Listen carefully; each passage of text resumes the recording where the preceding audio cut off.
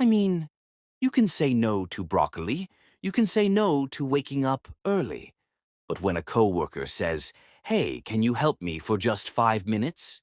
Suddenly your mouth says, "Sure," and your brain whispers, "Why did we do that?" If this sounds familiar, stay with me, because by the end of this video, you'll understand why saying no feels so uncomfortable, and why it's actually not your fault. Let's start with something simple. Imagine this. You're tired. It's been a long day.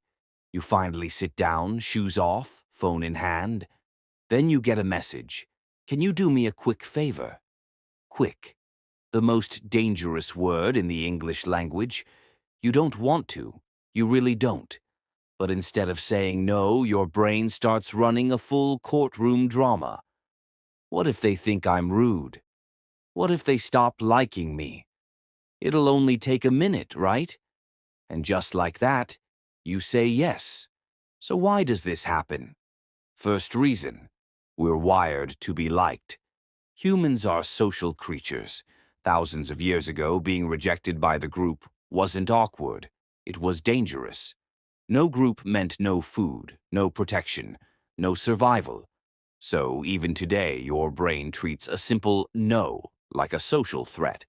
Saying no feels risky, even when it's something tiny.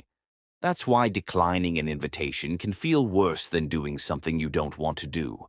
Your brain is basically saying, better be tired than be disliked. Not very helpful, but very human. Second reason, guilt is a powerful weapon.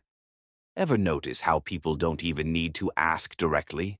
They'll say things like, "I totally understand if you're busy," or "You're the only one I can count on."